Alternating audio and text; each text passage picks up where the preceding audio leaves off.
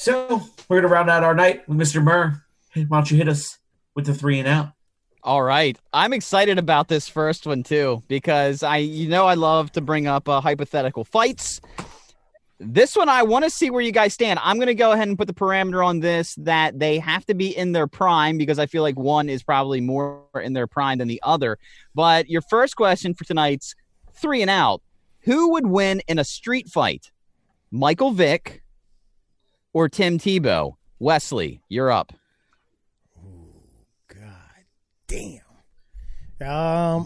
Street fight. Right. Street fight. See, it's tough because I've always felt that I've been one of those guys that has felt that.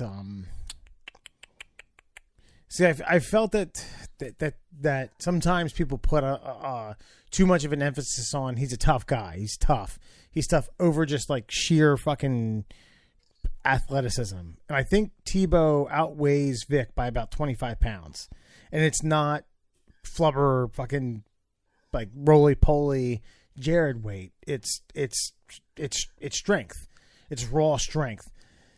That being said, man, I mean, I don't know, like what you'd have to slap Tim Tebow in the face with a cast iron skillet about 4 or 5 times to get him pissed off. So he'd be like, oh, hey man, why are you doing that? Stop it!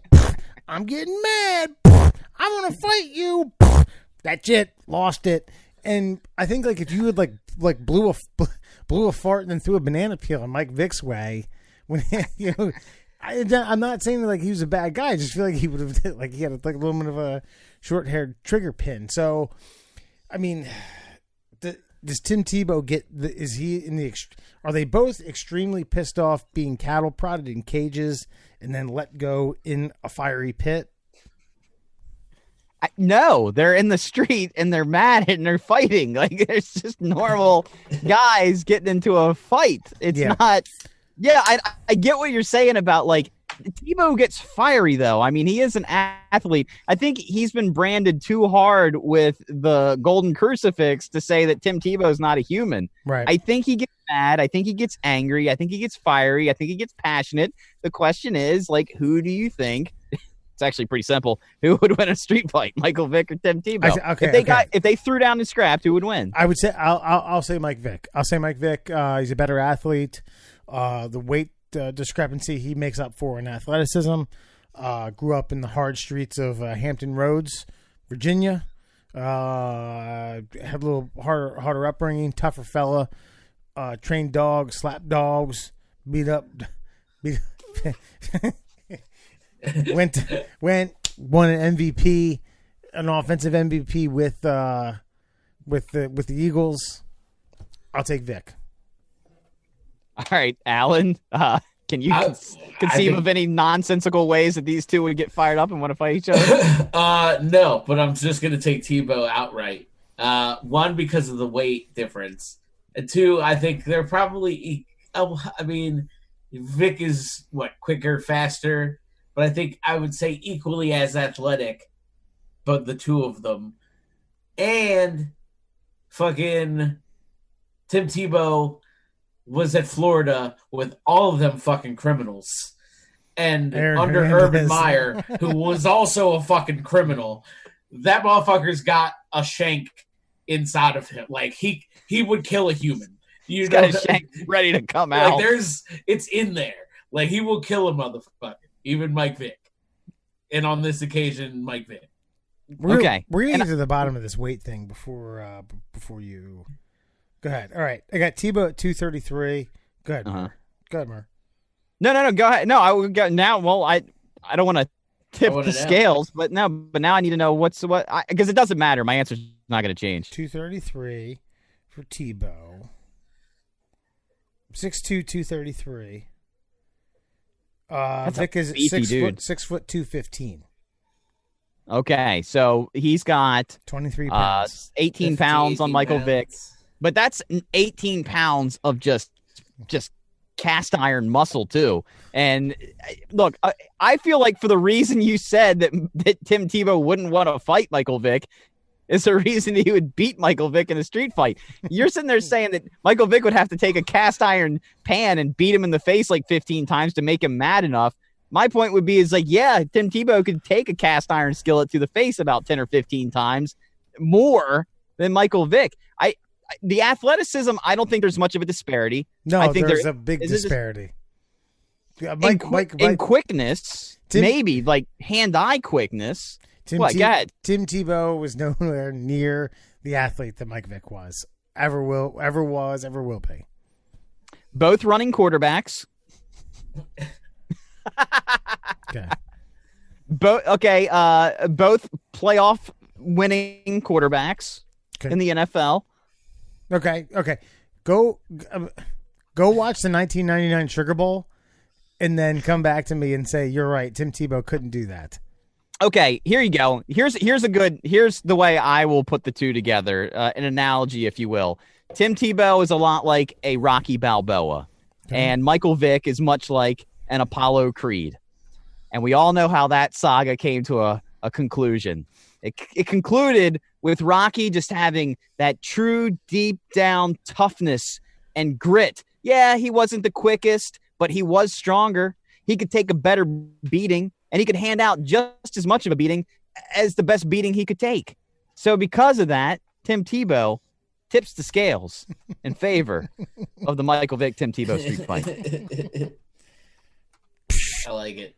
All right. Question number 2 in your 3 and out tonight. If you could watch only one actor's movies for the rest of your life, who would it be? Who's that? Because right now everybody is actually clogging up the internet. Netflix actually had to downgrade their the definition of the streaming because so many people are logged on to binge watch everything. So if you could only watch one actor's movies for the rest of your life, what actor would you take? And we'll start with you, Alan. This is tough, man. Yeah, this is really hard.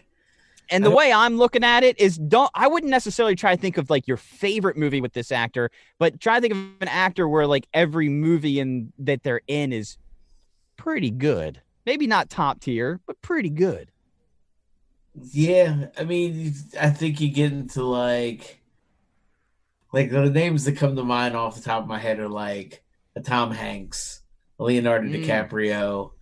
But then also like in that top 3 was like Will Ferrell came to mind. Because like there's a shit ton of Will Ferrell stuff that's not just Anchorman or fucking, you know what I mean? Okay, you're gonna have to define the word shit ton because I'm not sure that that's true. Yeah, like 3, 4. What was I watching the other day? It's one where he's all like he's doing the yard sale thing. It's all kind of depressing. Fuck. I'll have to look at Everything Must Go. Yeah, exactly. Like it's a good movie, but that's like one. That's like one in like. And then I don't count like the other guys like him and Mark Wahlberg because he's not some like random character. He's like Anchorman, fucking semi-pro, fucking Talladega Nights. He's all this weird, odd fucking character, whereas he's just a fucking buddy cop. It's a buddy cop fucking comedy. So are you going with Will Ferrell? Is that going to be your answer? Actually, it might be. You know what? Yes. Okay. I'll go with Will Ferrell. Will Ferrell forever. Wes, forever. Who would you take? I see. I feel like it's weird. I mean, like I'm a Nicholson fan. One Flew Over the Cuckoo's Nest is my favorite movie. I feel like there's a handful. I mean, between Easy Rider, Chinatown, 5 Easy Pieces, The Last Detail, stuff that he did later on, Terms of Endearment, A Few Good Men, About Schmidt, things like that are great movies. There's a few in there that I'm like the Two Jakes. I'm like, that's a shit movie. I think like Edward Norton would be up there, but because he started a lot of stuff that I really liked. I feel like if we're gonna bring it down to like a 1 and a 1A, it'd be Ric Flair in every pay-per-view that he was ever in, or Jenna Jameson. because I could watch those films over and over again. It's locked in. Wrestling and pornography. And she was also in Private Parts, which is a great movie. It is a good movie. So you're going with Jenna Jameson for your forever movie actress? And Ric Flair. What was Ric Flair in? What movie? No, it's the paper. Like if you look him up on IMDb, it was all the pay-per-views he was in. Yeah, but okay, so you've got it's 30. technically a character. So you've got 30 years of wrestling. You can't go two. It's got to be one or the other. So you're going Ric Flair? I'll go Edward Norton. You're going to go good choice, buddy. Well done. No, I was thinking about this, and I can't think of any one movie that I would put of this particular actor's as my favorite, but I feel like, and I'm not trying to do a cop-out, but George Clooney is like the one that comes to mind because he's been in just enough comedies, just enough dramatic roles, because of the Oceans movies, like, kind of action-adventure kind of thing. Oh, Brother, Where Art Thou? It's one of my favorite movies. Another one, co-starring Mark Wahlberg and Ice Cube, Three Kings. Yep. About the Iraq War. Movie. And that one, for me, kind of tipped it over. I was thinking about Tom Hanks, but I feel like I've already seen Tom Hanks movies like so many times. Yeah. I feel like I could get really deep into the Clooney category and never really get tired of it. Michael Clayton, The Descendants. Yeah. And I got to be honest, I haven't watched a whole lot of George Clooney movies for some reason.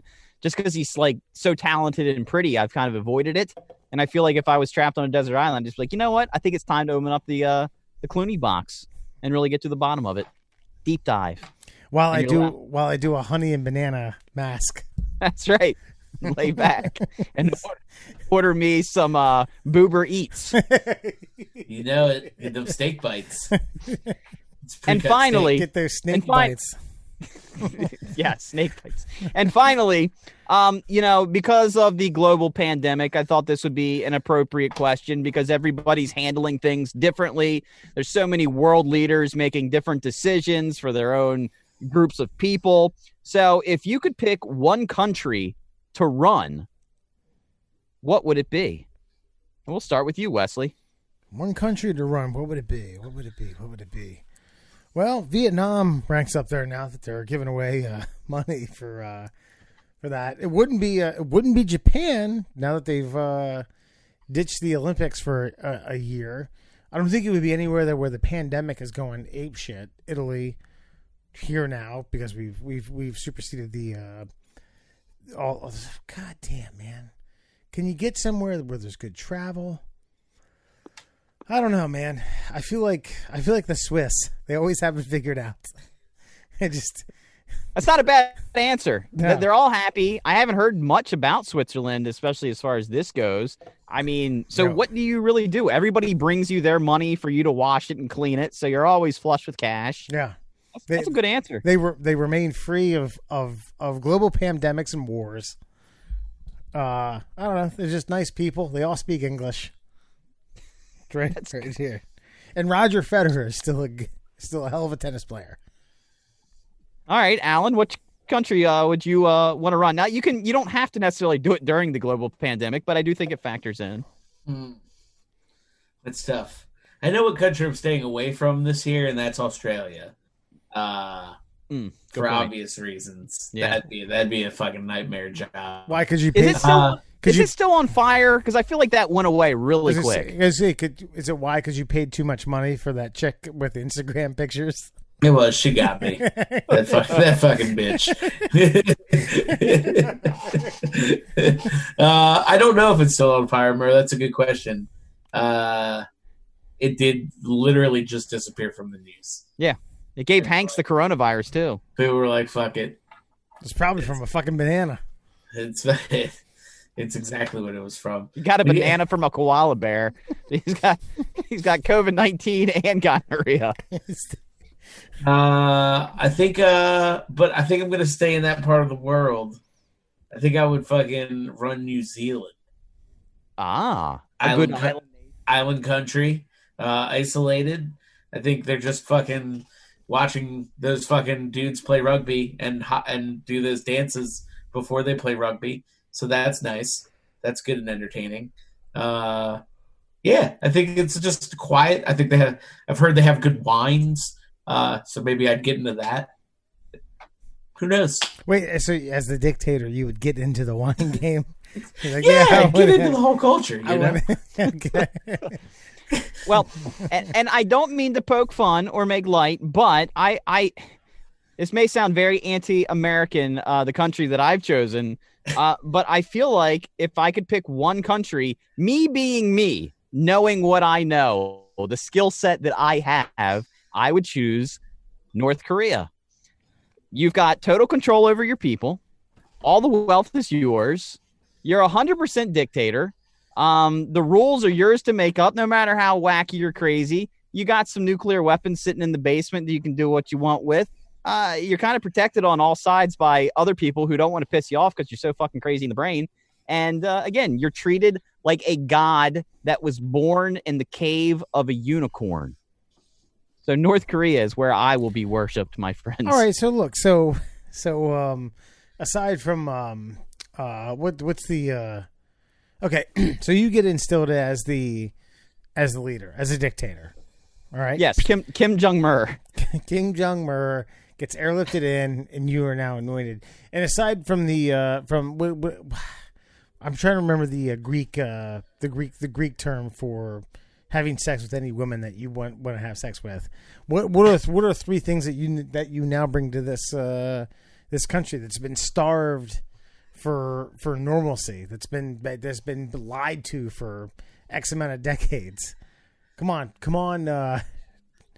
Kim Jong. Well, the best thing that I've ever learned from a liar is that you just keep up the lie. Mm-hmm. So, so for me, it would just be steady as she goes. I would have infinite internet access because I'm the only one connected. And I would, I just feel like it would be an easy install. You know what I mean? Like nobody here picked America, the greatest country on the face of the planet, because that's a hard job. You have to do things. You're beholden to the people. Like they expect something from you. Mm-hmm. North Korea doesn't expect anything from its leader. All they expect for you is to be a deity, to be worshipped, to fall at your feet. Every woman in the country wants to be with you. Every man in the country wants to be you. You can murder anyone for any reason at any time. You're the greatest basketball player that's ever existed. You're the greatest golfer. You're the greatest every sports athlete that there's ever been. And you can do no wrong. And so how great would it be just to be worshipped all day, every day? And the greatest lover. Don't forget that. Greatest lover. The greatest Ed lover. That's a solid pick. I can't complain about that one. Yeah, the bar's low and the focus is high.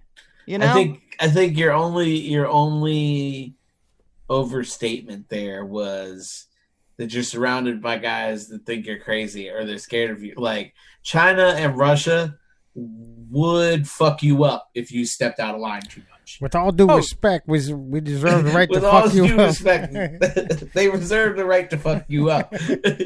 Yeah, but that's when I just stand there with like, yeah, but see, that was another thing. Plot hole 2 in this one. Sorry, Murr, I'm going to shoot some holes in this. They're like the infancy stage of learning how to fucking use nuclear arms. Like, they got it. They just don't know how to turn it into rockets yet. Sure. So, like, there's a high likelihood that while you're fucking mashing that button, that bitch just blows up on you. Hey! Yeah. But it's the willingness to push the button that keeps everybody away. That's and, fair. So I just walk around. I would just have it in my hand all the time. Just a big red button. Have one on my chest. Have a dummy switch on me. Like, what you gonna do? Oh, it'd be so great to just... So let me ask you this. Yeah. So the general public obviously isn't in their best interest to question what the hell's going on. But you're likely to get some questions about the fact that you're not Korean. So how would you tackle that? Well, I mean, again, when the people believe that you are a deity that has been bequeathed upon them from God Himself. Like, nothing a little Scotch tape can't work its way out on. Oh, nice. Yeah, I'll just get a weird haircut. I'll just buy a wig. Comes in a bowl cut. Actually, I can just shave my head and tell everybody that's the national haircut. Can you? Okay, all right. All jokes aside, Kim Jong-un, the father, made his haircut the national haircut. What other world leader has that kind of swing and pull in his own country? This is your haircut now. You cut it like this. I don't know. Did Hitler even have that? No. Dude, I don't think so. From what I understand, the North Koreans are just the biggest gang family that's ever existed on planet Earth. They just got a huge swatch of land and they do what they want with it. They're like, do something about it. Do something about it. I believe that's actually on the flag. Do something about it. We got nukes. Do something about it. That's it. It's fairly accurate. I'm not saying it's a good and admirable place to be the world leader of. I'm just saying I feel like I'd have a lot of swing. Is there a like a Caribbean island that doesn't get like torn up by hurricanes every year, that's relatively lax, that just gets funneled, gets funneled money by the US, like Puerto Rico, Trinidad? They're all shit though. Puerto Rico took that hurricane straight to the fucking dick, and we were like, you ain't a state though. So do you really want to go down there? Haiti is on one of the most beautiful islands in the Caribbean, and I'm pretty sure you'll catch pink eye from breathing the air.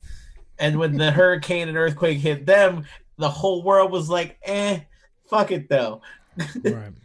And Cuba's about to be overran, right? Probably not. I don't think we'll ever run it. And they've got cars from the 1950s. That's cool. But their engines are made of washing machines. You know what I mean? They got to put the spin cycle as third gear. I mean, what kind of shithole is that? Let's say North Korea is any better, but yeah, you can't, man. Christ, what did we come up with? Switzerland, North Korea, and what? New Zealand. Alan wins this round. Alan wins. Yeah, you fucking dicks. That's good shit. Lush forests. Are you living?